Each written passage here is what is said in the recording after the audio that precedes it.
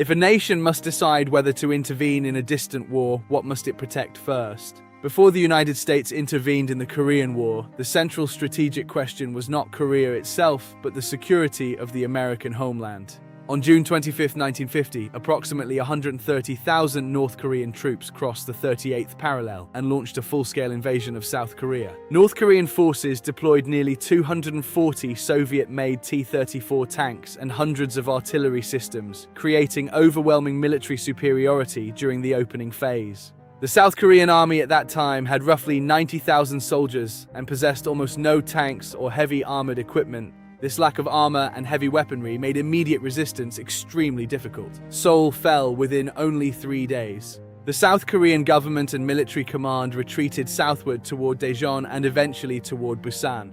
The goal was to preserve the remaining defensive capability of the state and prepare for a counteroffensive.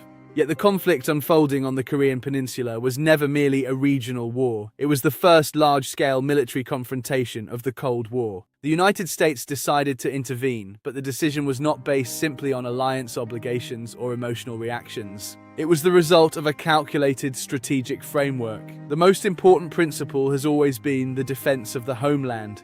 This principle is clearly emphasized in the U.S. National Defense Strategy 2026, commonly referred to as NDS 2026. NDS 2026 states that no overseas military operation should weaken the ability of the United States to defend its own territory. Homeland defense remains the first and most critical priority of American strategy. This was the lens in 1950. In 1950, the United States was already engaged in a strategic nuclear competition with the Soviet Union. The possibility of a direct Soviet attack on American territory was taken extremely seriously by U.S. defense planners. At that time, more than 1,000 strategic bombers were positioned within the United States as part of the nuclear deterrent structure. Aircraft such as the B-36 strategic bomber formed the backbone of America's long-range nuclear capability. Because of this strategic environment, the United States did not move all military forces to Korea. Significant power remained home. Significant military power remained in the continental United States and across the Pacific defense line. The Pacific was crucial. Immediately after the war began, the United States deployed the 7th Fleet to secure the Pacific maritime defense perimeter. The 7th Fleet consisted of aircraft carriers, cruisers, and destroyers, forming one of the most powerful formations in the world. Its mission was not only to support Korea, but also to protect Japan, Guam, the Philippines, and key Pacific bases. American strategists feared that the Korean conflict might trigger a much larger war, potentially a global confrontation.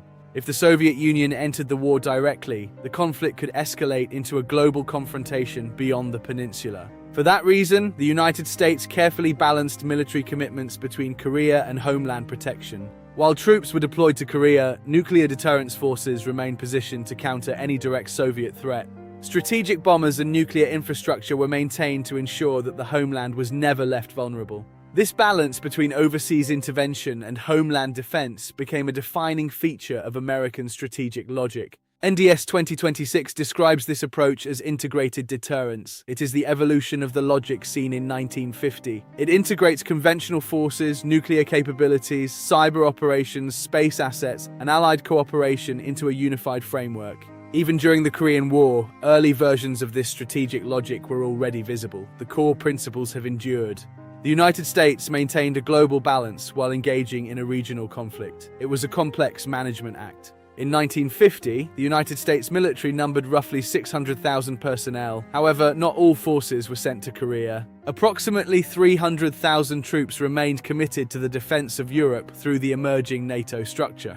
The United States was simultaneously managing security challenges in multiple regions, ensuring stability across 2 oceans. One of the turning points of the war came in September 1950, with the Incheon landing, a daring amphibious operation. Approximately 70,000 troops participated in this daring operation, led by General Douglas MacArthur. It was a strategic masterstroke. The operation dramatically reversed the battlefield situation. Seoul was recaptured, and UN forces regained the initiative. However, the war soon entered another dangerous phase. Roughly 300,000 Chinese troops crossed the Yalu River. The war turned into a prolonged stalemate. After 3 years of intense fighting, an armistice was finally signed. The armistice agreement was finally signed on July 27, 1953, creating the demilitarized zone that remains today. The Korean War left behind more than 3 million total casualties across all sides. It was a profound human tragedy. For the United States, 36,574 soldiers lost their lives, an ultimate sacrifice for the defense of freedom on the peninsula. But beyond the human tragedy, the war reshaped the global strategic order and forged one of history's most durable alliances.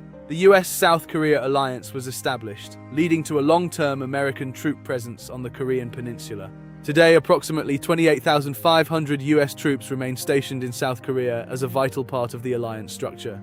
This alliance has become one of the central pillars of security and stability in Northeast Asia, a true bedrock of peace. NDS 2026 interprets the Korean War as a foundational lesson for how we manage modern security challenges today. It demonstrates how homeland defense, alliance commitments, and global balance must be managed simultaneously in a unified strategy. The core message of this analysis is clear. Great powers act through strategy, not impulse. History proves this truth. Readers can understand the Korean War not merely as a historical event, but as a turning point in global strategic architecture.